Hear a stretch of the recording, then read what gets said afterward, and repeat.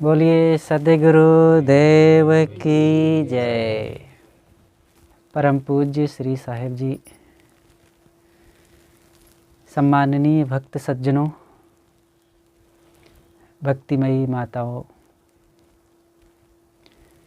बहुत दिनों के बाद पुनः आपके इस धसनवाड़ा गांव में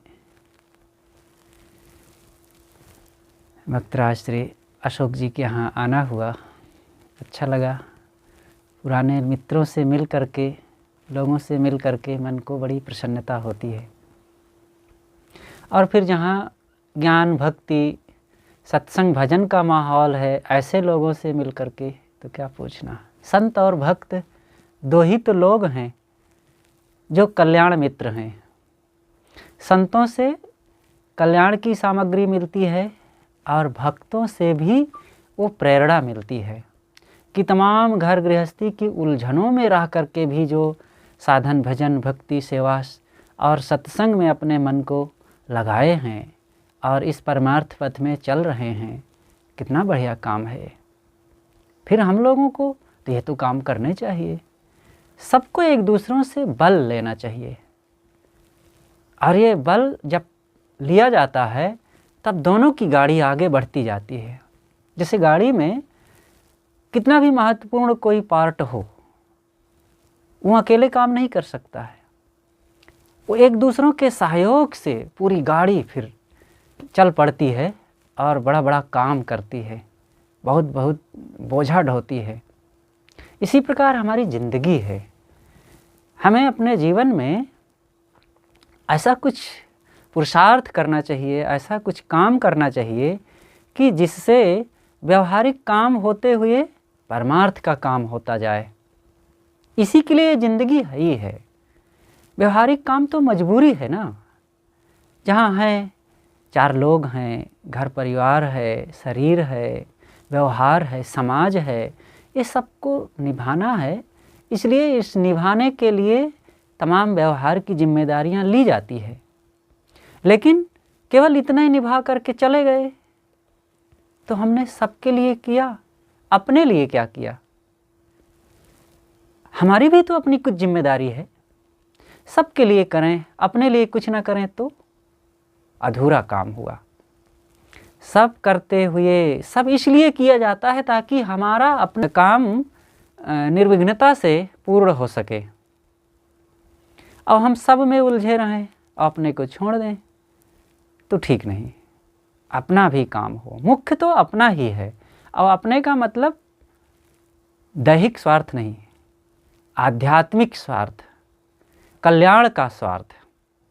और ये कल्याण का स्वार्थ बहुत ऊंचा होता है। नीति में कहा गया है कि परिवार के स्वार्थ को पूरा करने के लिए अपना व्यक्तिगत स्वार्थ छोड़ देना चाहिए। अगर हमें माता पिता, भाई बंधु, सास बहू, देवरान जेठान सबको प्रसन्नता देनी है तो अपने खाने पीने, अपने पहनने ओढ़ने में हम लगे रहेंगे तो सबको कैसे खुशियाँ दे पाएंगे। तो अपने स्वार्थ को साधारण कर दो और सबकी खुशियों में अपनी खुशी माने। और गांव के स्वार्थ को पूर्ण करने के लिए अपने परिवार का स्वार्थ छोड़ देना चाहिए। हमें लंबे दायरे में सेवा करना है तो अपने घर की हर सुविधा को संपादित करते रहेंगे तो गांव में कहाँ सेवा कर पाएंगे। और जिले अथवा प्रदेश के स्वार्थ को पूर्ण करने के लिए अपने गांव के भी स्वार्थ को छोड़ देना चाहिए। और देश के स्वार्थ के लिए अपने संकुचित दायरे, एक गांव, प्रदेश, जिला आदि को भी छोड़ देना चाहिए। और अपनी आत्मा के स्वार्थ के लिए सारे संसार को छोड़ देना चाहिए। तो ये नीति का वचन है। और आत्मा का स्वार्थ सबसे महत्वपूर्ण है, सबसे ऊंचा है। इसलिए सबको, जो गृहस्थ हैं वे, संत हैं वे, सबको आत्म कल्याण की तरफ चढ़ना चाहिए, निरंतर आगे बढ़ना चाहिए। हमें देखो ये वाणी मिली हुई है ना। वाणी दुनिया में मनुष्य को ही वाणी मिली है जो बोल सकता है। इसका बढ़िया उपयोग करना चाहिए सबको। दूसरे के सुख दुख को जानने के लिए उनकी बातों को सुने, अपने सुख दुख को व्यक्त करने के लिए अपनी बातें कहें, और इस कहने सुनने में भौतिक जो सुख का आदान प्रदान होता है और दुख का निवारण होता है सो होता ही है, मन का भी बड़ा लाभ हो जाता है।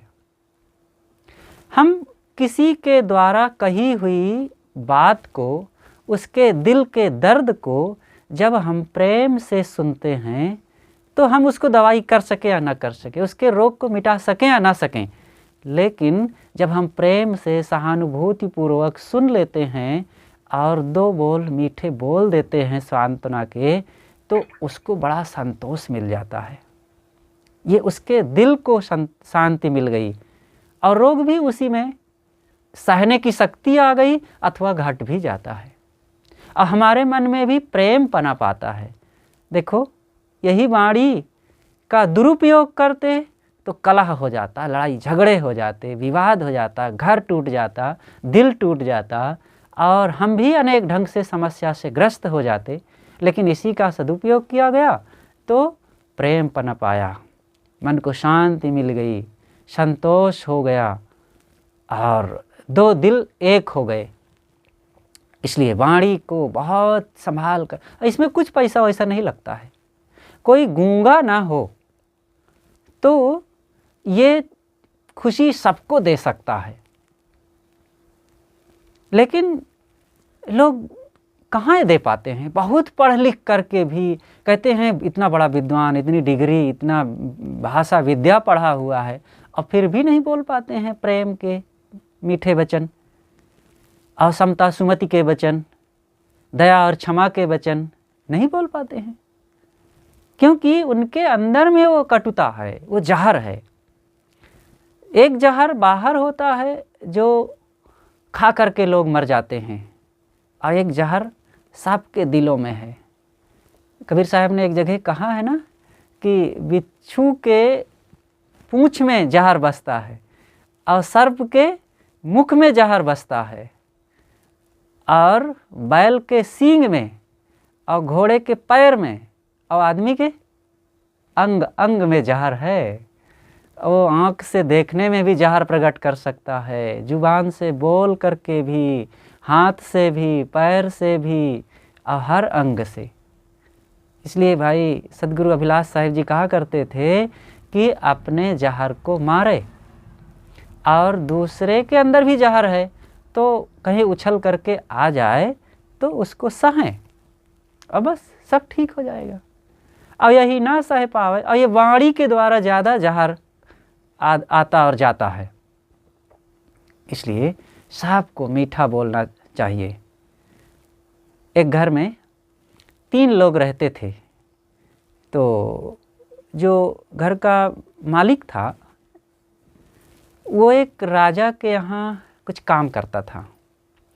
एक दिन राजा साहब दिखाने के लिए, अपने मकान को दिखाने के लिए कुछ लोग आए हुए थे, दिखा रहे थे। तो वो देखते देखते एक जगह गया तो छोटा सा दरवाज़ा था, और वो व्यक्ति वहीं पर खड़ा होकर के उदास हो गया। राजा ने पूछा क्या बात है, क्यों उदास हो गए हो? कहे राजन, उदासी का कारण मैं यही सोच रहा हूँ कि ये छोटा सा दरवाज़ा है और आपका इतना बड़ा सब कुछ है, राजकाज वैभव, और आप जब अंदर शरीर छोड़ेंगे तो आपकी अर्थी कैसे निकलेगी इस दरवाजे से?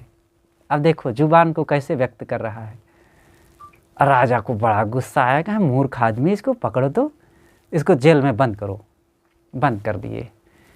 2-4 दिन में पता चला उसका लड़का आया, उसकी पत्नी आई और राजा से विनती करने लगी कि राजन छोड़ दीजिए, वे नहीं समझ पा रहे थे और वे इतना उनको नहीं अकल थी। आपका जब शरीर छूटेगा तो मकान को नहीं तोड़ा जाएगा, और ऐसा किया जाएगा कि आपके शरीर के 2 टुकड़े करके निकाल दिया जाएगा घर से, तो सरलता हो जाएगी। तब राजा को बड़ा गुस्सा लगा कि ये महिला कैसे ये भी बोल रही है, ये पति भी इसका वैसे बोल रहा था और ये भी वैसे बोल रही है। उसको भी जेल में बंद कर दिए। लड़का सुना, अब लड़का आया, वो भी राजा से प्रार्थना करने। राजा नहीं समझ पाए मेरे माता पिता जी, वो ऐसे बोल दिए कि आपकी अर्थी निकलेगी तो आपके मकान को तोड़ दिया जाएगा। माँ ने कह दिया कि आपके शरीर के टुकड़े कर दिया जाएगा। नहीं, ऐसा नहीं किया जाएगा। राजन, आपका शरीर छूटेगा तो आपको घर में ही दफना दिया जाएगा। तो राजा फिर बहुत गुस्सा है कि सबके सब महामूर्ख हैं, इनको बोलना भी नहीं आता। देखो, एक जुबान के कारण सब जेल में बंद हो गए, बोलना नहीं आया।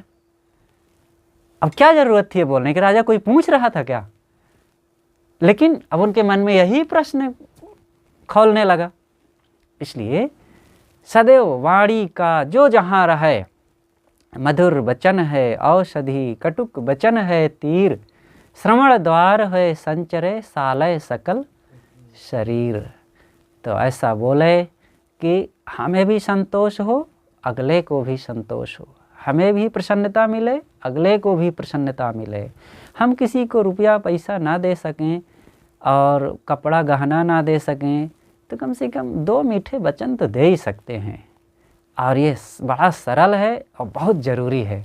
घर में कोई आवे और बहुत खिलावें, बहुत पिलावें, बहुत बढ़िया पलंग पर रखें उसको, और एक जुबान कटु बोल दें तो साफ खिलाया पिलाया उसका बेकार, और वो दुखी हो जाएगा, नाराज़ हो जाएगा।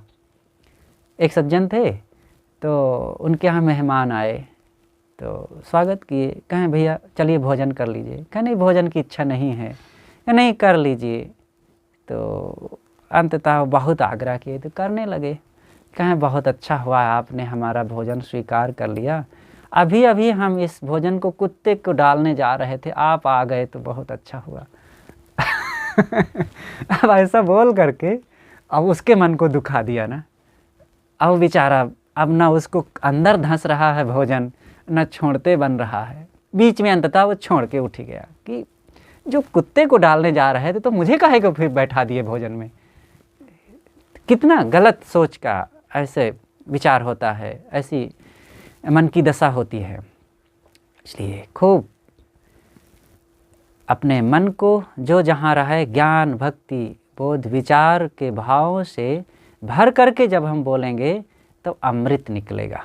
और सब नर नारियों को इस पर विचार करके आत्म कल्याण और दूसरे को सुख शांति देने वाले वचन बोल करके सुखी होवें और दूसरों को भी सुख दें, बाँटें, और इसी से घर परिवार स्वर्गमय बनता है। बस अपनी बातें यहीं पर मैं समाप्त करता हूँ।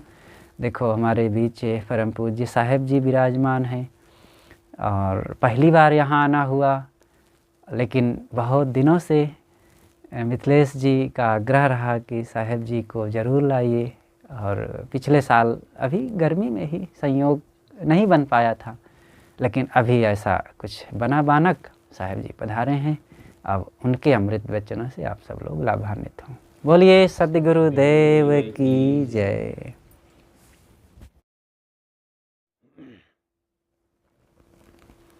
बोलिए सद्गुरु देव की जय। अजर अमर त्रय काल सत्य जो अनंत चेतन, निज अनुभव से जान जात जो शांत तेज घन, निर्विकार निर्द्वंद सदा सर्वोपरि सोई, तेहि पद दर्शक दिव्य रहन युत बोधक जोई। ऐसो मुक्त स्वरूप जो श्री गुरुवर के चरण चित, शीस झुकावत दासे जन्म मरण भय हरण हित। मुद मंगलमय संत समाज, धर्म प्रेमी बंधुओं, श्रद्धा मूर्ति देवियों, अभी हम बहुत ही सुंदर ढंग से भजन सुने और फिर संत श्री राम साहेब जी के बहुत ही सुंदर थोड़े शब्दों में ज्ञान की बातें सुने, थोड़ी सी चर्चा करते हैं। संत सम्राट सदगुरु कबीर साहब की करुणा और उनकी कृपा दया मानव जगत के लिए अथाह है। उन्होंने इतना ज्ञान की बारिश कर दी कि पूरे भारत ही नहीं पूरे विश्व में उनकी बारिश हो गई। और जो चाहता है, जो अपनी मेढ़ को बांधता है, उसी के खेत में फसल लहलहाती है। जैसे जब बारिश होती है तो अपने अपने खेतों की मेढ़ बांधना पड़ता है, नहीं पानी बह जाता है तो फसल नहीं होती है, तो रोकना पड़ता है। ऐसे ही अपने हृदय की खिड़कियों को खोलना पड़ता है। स्वयं मेहनत करके गुरु संतों के ज्ञान विचार की जो बारिश है, उस बारिश में डूबना पड़ता है, उसको हृदय में उतारना पड़ता है, तब उसका लाभ मिलता है। तो जिन जिन लोगों ने, चाहे वो अमीर हो, गरीब हो, नर हो, नारी हो, बूढ़ा हो, जवान हो, बालक हो, वृद्ध हो, साधु महात्मा हो, गृहस्थ हो, किसी भी मत पंथ के कैसा भी कोई हो, जिन्होंने सदगुरु कबीर की बातों को समझा, उनका जीवन बदल गया, सुधर गया। वो सूरज के समान है। जैसे सूर्य उगता है सुनहरी रश्मियों को लेकर के जगमगाता हुआ, सुबह से ही लोग खिड़कियां खोल देते हैं, दरवाजे खोल देते हैं, सीलन भरे घर में प्रकाश पहुंच करके सारे रोगाणु तत्वों को नष्ट करके घर को पवित्र बना देता है, प्रकाश कर देता है। और जो अपनी अपनी खिड़कियों को, घर के खिड़कियों को, दरवाज़ों को बंद करके रखता है, उसके घर में प्रकाश नहीं पहुंचता, वो ऊर्जा नहीं पहुंचती है। तो हृदय की खिड़की को जिन्होंने खोला, श्रद्धा प्रेम को जगाया, ऐसे महान पुरुषों के ज्ञान विचार के लिए, तो ज्ञान अपने आप पुष्पित पल्लवित होने लगे।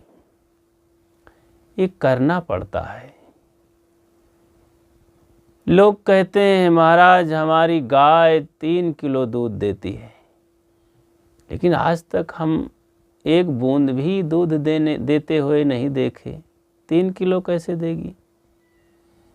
हाँ, किसानों को देखते हैं कि गायों को सेवा करके और मेहनत करके, खुशामद करके, और फिर बाल्टी ले करके, पात्र ले करके दूध निकालते हैं।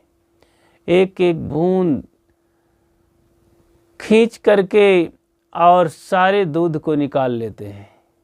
गाय स्वयं कभी दूध नहीं देती है।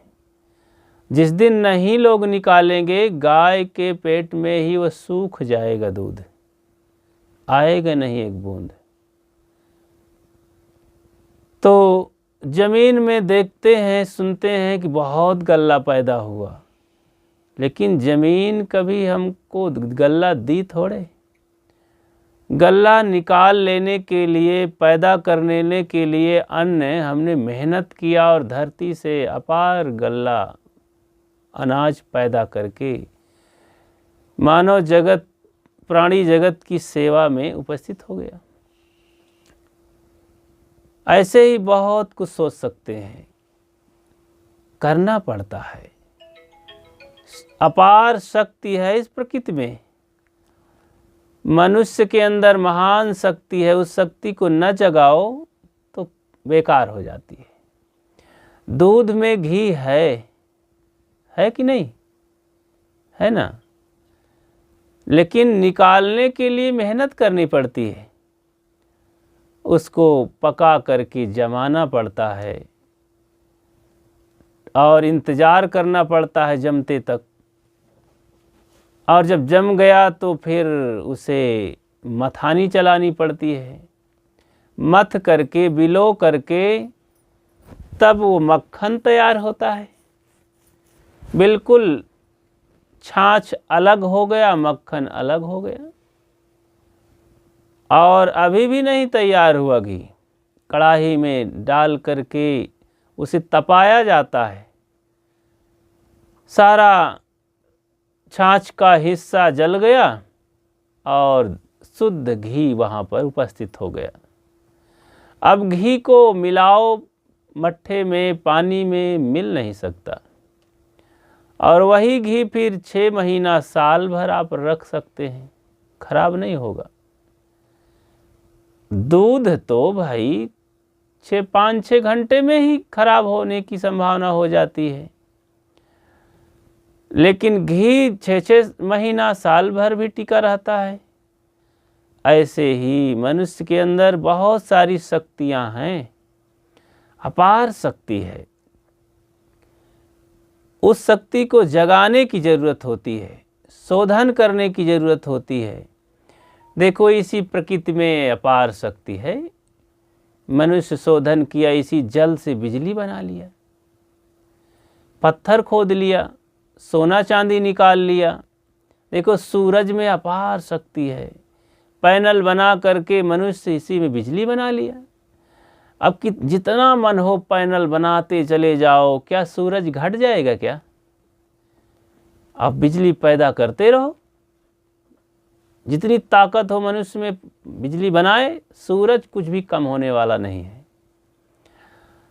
तो ये अपनी अपनी शक्ति को जगाने की ज़रूरत है। भौतिक जगत में ये प्राणी मनुष्य बहुत शक्ति उपस्थित की, धरती में हलचल मचा दिया, लेकिन अध्यात्म क्षेत्र में गिरता चला जा रहा है, उठता नहीं है, गिर जाता है और दुख को और बढ़ा लेता है, समस्याएं बनाता चला जा रहा है। क्योंकि भौतिक समृद्धि बहुत हुई है, होती चली जा रही है, बौद्धिक नहीं हो रही है, भौतिक हो रही है। भौतिक उन्नतियों में लोगों का मन भी लगा है। आज देखो किसी के घर में चले जाओ, बहुत सारी चीज़ें देखने को मिल जाएगी, और लोगों के मुख से, लोगों के दिमाग में देखो तो वही नाच रहा है।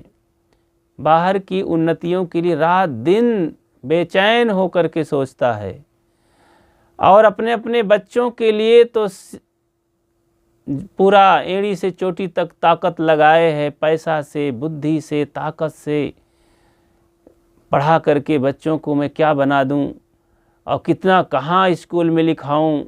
लोग अपने ही देश में नहीं, विदेश में अपने बच्चों को पढ़ाते हैं। ये सारी विद्या मनुष्य को क्या देगी? बाहर की समृद्धि देगी।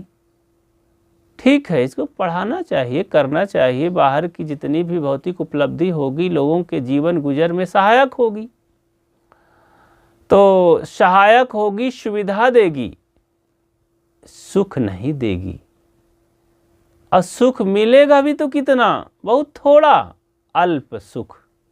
दुख आदि अवंता। सदगुरु कबीर ने कहा, आज से 600 वर्ष पहले बताया कि संसार में सुख है, विषयों में सुख है, इन तमाम चीज़ों में, सुविधाओं में सुख है, लेकिन कितना है? थोड़ा थोड़ा है ना। देखो रसगुल्ला है, मीठा मीठा रसगुल्ला, उसको खाओ, एक तो खाएंगे तो वाह वाह, बहुत बहुत बढ़िया। हमको तो स्वागत में वहाँ 2 रसगुल्ला मिला, बहुत अच्छा लगा, बहुत अच्छे आदमी हैं, बहुत सेवा की। अच्छा तो 3 रसगुल्ला दे दे, 4 दे देते, 5 दे देते, तो सुख बढ़ता जाता ना। 8-10 रसगुल्ला होता तो और सुख बढ़ जाना चाहिए। अच्छा सब खा गए, कितना सुख मिला? जीभ तक सुख रहा, और 10-15 रसगुल्ला भीतर गया जब पेट में, और फिर 15 के बजाय 15 घंटा जब हम परेशान हुए, पीड़ित रहे, बीमार हो गए, तो कितना दुख मिला? 15 सेकंड 15 मिनट कह लो, स्वाद तो मिला, आनंद आ गया खा करके, बड़ा रस वाला रसगुल्ला था।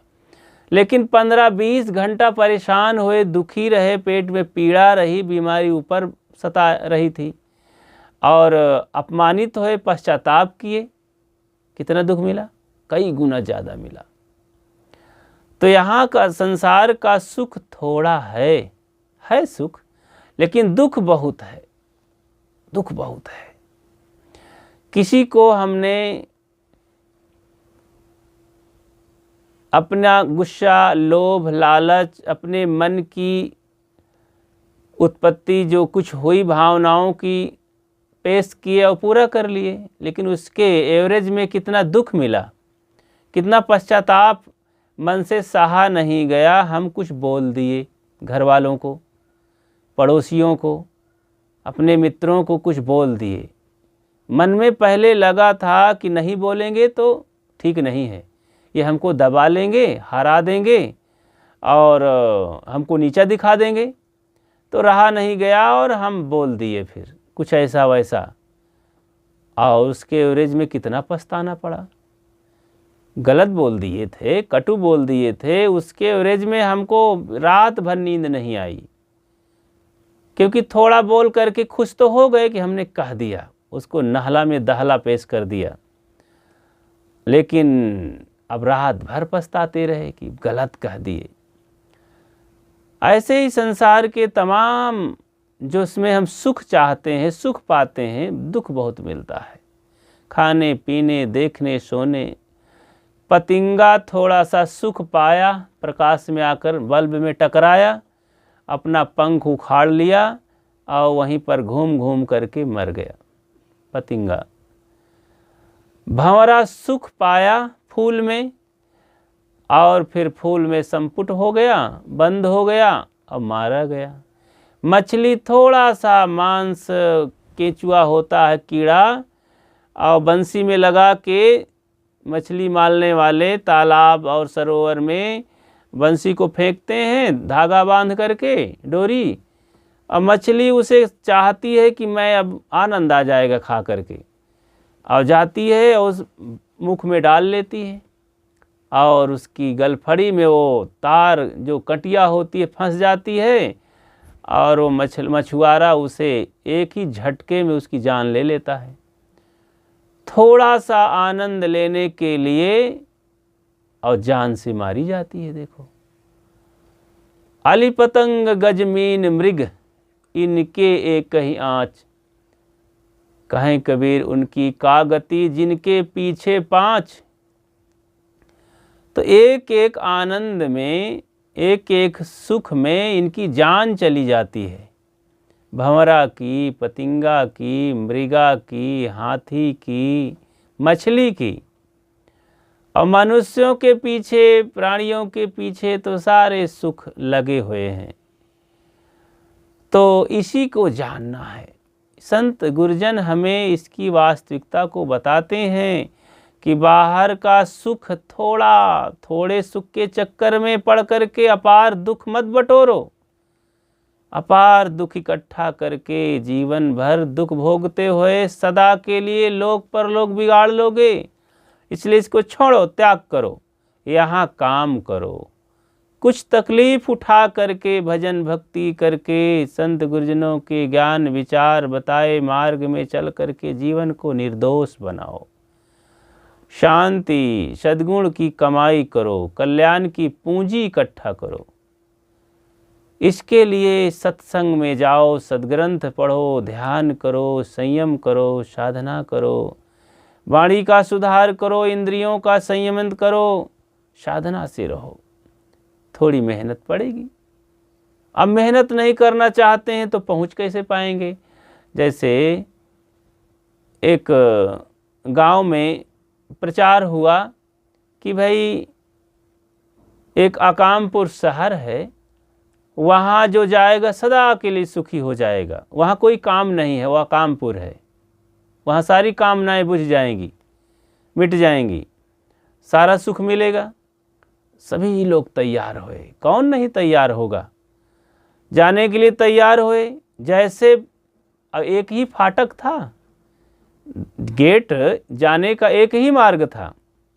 वहाँ पर पहुँचे गेट के पास, बहुत से लोग, हजारों लाखों लोग पहुँचे गेट पर, और वहाँ का पहरेदार रोक दिया, नहीं अंदर जाने देंगे। बोले नहीं नहीं जाने दीजिए, हम सुख पाना चाहते हैं वहाँ। कहीं बिल्कुल नहीं, अगर जाना है अंदर तो चुंगी टैक्स देना पड़ेगा। पहरेदार बोला चौकीदार की टैक्स देना पड़ेगा। अरे तो बोले 10 रुपया टैक्स देना पड़ेगा, 5 रुपया 10 रुपया। तो वहाँ लोगों को बड़ा क्रोध आया, गुस्सा आया कि वाह, टैक्स पैक्स हम कैसे देंगे, नहीं दे सकते हैं हम, बिल्कुल हम कोई दूसरा रास्ता खोज लेंगे।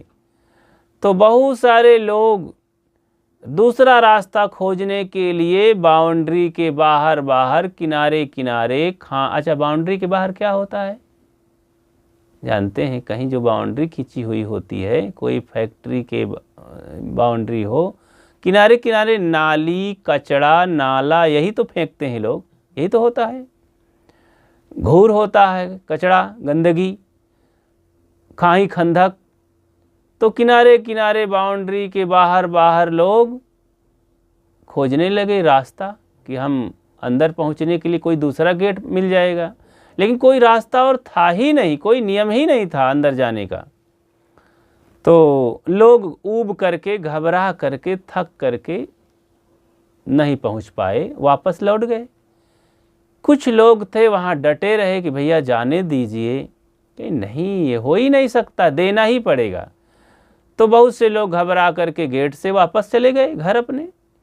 कुछ लोग हुए कहीं 2 1 4 ऐसे, और हाथ जोड़े और विनती किए और फिर पैसा दिए कि अच्छा लीजिए भैया, अंदर जाने दीजिए। और 10-5 रुपये का पत्थर दे करके, किराया दे करके टैक्स अंदर चले गए, सदा के लिए सुखी हो गए। इसका मतलब ये है कि साधना भक्ति से घबरा करके कोई कष्ट नहीं सहना चाहते हैं, सब फ्री का माल खाना चाहते हैं संसार में। स्वर्ग वैकुंठ सब जाना चाहते हैं, सुख पाना चाहते हैं, लेकिन कोई मेहनत नहीं करना चाहते। कौन सी मेहनत? त्याग रूपी कष्ट सहने की मेहनत। हर चीज़ में मेहनत करनी पड़ती है ना, जैसे त्याग करो, शाकाहारी बनने के लिए कितना त्याग करना पड़ता है, वाणी का सुधार करने के लिए, दोष दुर्गुण का सुधार करने के लिए कितना सहना पड़ता है लोगों की। देखो संत महात्माओं के लिए कहा गया कि कटुक वचन साधु सहे और से सहा न जाए, खोद खाद धरती सहे काट कूट बन राय, कटुक वचन साधु सहे और से सहा न जाए। संत गुरुजनों को लोग गली गली उल्टा सीधा लोग कहते रहते हैं, तो सब चाहते हैं हंसते हुए संत अपना काम करते हैं, जानते हैं दुनिया का कार्य, ये सब कारोबार है। और हाथी जाए बाजार, कुत्ता भौंके हजार। कुत्ते भौंकते रहते हैं हाथी को, और हाथी मस्त चलता रहता झूमते हुए। ऐसे ज्ञानी पुरुष, सज्जन लोग, धर्मात्मा लोग अपना काम करते हैं, और यहाँ दुनिया के लंपट लोग, अज्ञानी लोग उल्टा सीधा भक्तों को, सज्जनों को, संतों को बकते रहते हैं। ऐसे ही है संसार। जो घबरा जाएगा, कहीं अलग से खोजेगा। बहुत से लोग कल्याण के लिए देवी देवता, ईश्वर परमात्मा, भगवान भवानी, तीर्थ मूर्त, गंगा जमुना सब खोजते रहे। यही तो खाई खंदक में खोजना है, कहीं नहीं पार हुए। लेकिन जो टैक्स दे देगा, मतलब जो त्याग रूपी कठिनाई को सह करके आत्मबोध प्राप्त करेगा, उसका बेड़ा पार हो जाएगा। इसलिए बेड़ा पार करने के लिए कष्ट सहना है। अब फ्री जो चाहेगा वो बहुत पश्चाताप करेगा। जैसे एक होटल था, बड़ा बढ़िया होटल था, बहुत कीमती। तो कुछ लोग कमाई किए तो हाथ में पैसा आ गया। तो कुछ लोगों के पास जब कमाई में पैसा वैसा धन आ जाता है, तो उनके मन में होता है यार 4 दिन की जिंदगी, खाओ पियो मस्त रहो, यहाँ क्या रखा है। तो क्या खाओ पियो, अरे भाई बीड़ी पान तमाकू गांजा शराब अंडा मांस मछली खाओ, यहाँ क्या है, भगवान ने सब खाने के लिए बनाया है। क्या बेवकूफ़ी की बात है लोगों की। इंसान का जन्म पा कर के कुछ बुद्धि का प्रयोग ना किया। अरे धन दौलत कुछ आ ही गया खाने पीने जीवन गुजर के लिए, तो अब वो अंधे हो करके अब खाना चालू कर दिए। कुछ नहीं दिखाता है कि ये गंदगी है, इसको ना खाएं ना छुएं, वहाँ ये काम ना करें, इसमें पीड़ा है, इसमें दुख है, इसमें नरक है, बंधन है। कुछ आंख मूंद करके चालू किए। तो ऐसे ही लोग सोचे चलो खाओ पियो, चले गए होटल में, होटलबाजी करने को सूझा। तो बड़े होटल में गए, अरे सस्ते होटल में क्या जाना है, चलो बड़े होटल में 5 स्टार होटल में। तो वहाँ गए तो वहाँ एक बड़ा बोर्ड लिखा था कि अच्छा तो हिंदुस्तानी भोजन करेंगे कि चाइनीज भोजन करेंगे। तो उनको बड़ा कौतूहल हुआ, वाह जी वाह, ये तो बहुत अच्छा होटल है, हिंदुस्तानी तो हम खाते ही रहते हैं, हिंदुस्तान वाले हैं हम, चाइनीज भोजन करते हैं, विदेशी भोजन, क्योंकि दूर का ढोल सुहावन।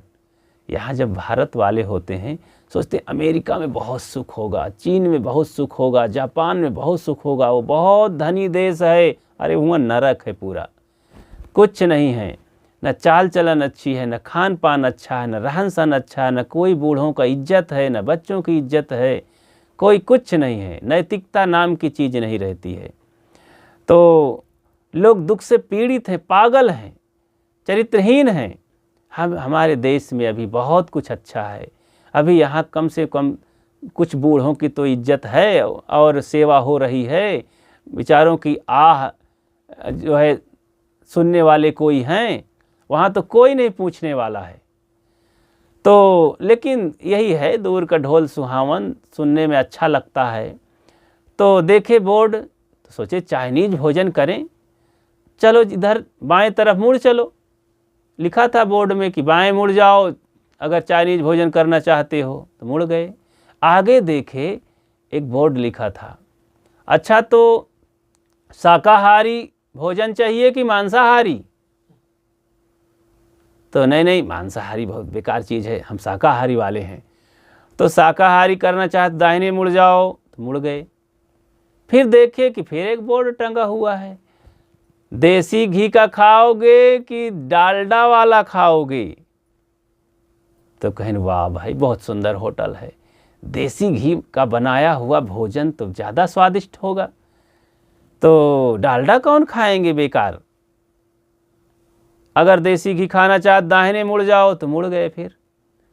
फिर आगे चले, जैसे 10-20 कदम आगे बढ़े तो फिर एक बोर्ड लिखा था कि भाई नगद खाना चाहते हो कि मुफ्त खाना चाहते हो। तो बहुत खुश हुए तीनों चारों दरिद्र कि बहुत बढ़िया होटल है, इतना कीमती होटल, चाइनीज भोजन, शाकाहारी भोजन, देसी घी का बना हुआ, वो भी मुफ्त में, क्या कमाल है। तो मुफ्त खाना चाहते हो तो दाहिने मुड़ जाओ।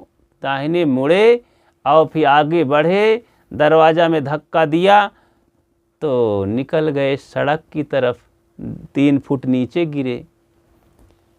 अब वो अंतिम पिछवाड़े का दरवाज़ा था वो, और चले गए। जब पीछे मुड़ के देखे तो एक बड़ा सा बोर्ड लगा था कि अरे तुम जैसे दरिद्रों को, मूर्खों को यहाँ भोजन नहीं मिलता है। तीनों हाथ मलते पछताते चले गए, भोजन नहीं किए। ऐसे ही संसार में जो मुफ्त चाहेगा, बिना मेहनत के सुख शांति चाहेगा, यहाँ उसे नरक ही होगा, दुख ही होगा, पीड़ा ही होगी, पश्चाताप करके जाना पड़ेगा। इसलिए जीवन रहते रहते खूब मेहनत करके, साधना करके, त्याग तपस्या करके, संत गुरुजनों की संगत करके, ध्यान चिंतन करके कल्याण की पूरी सामग्री हमें कमा लेना है, ताकि फिर बुढ़ौती में पछताए न पड़े भाई। कहीं इधर उधर पत्थर पानी चारों धाम में भागे की इच्छा न हो कि वहाँ जाएंगे तो हम तर जाएंगे। कुछ नहीं, केवल मृगा की तरह भागना है और कुछ नहीं। अपने ही घर में मंदिर समझो, अपने ही माता पिता भाई बंधुओं को देवी देवता समझो, ज्ञानी पुरुषों को, संत गुरुजनों को और पवित्र आत्माओं को भगवत स्वरूप समझो। इससे बढ़ कर के और कहीं कोई सुविधा नहीं है, कहीं कल्याण दाता नहीं बैठे हैं, कहीं कोई भगवान भवानी नहीं है। इसलिए हमको स्वयं कर्म सुधार करके और साधना करके सद्गुणों के सहारे आत्मस्थिति प्राप्त करना है। आत्मस्थिति ही भगवत प्राप्ति है। बस आज इतना ही।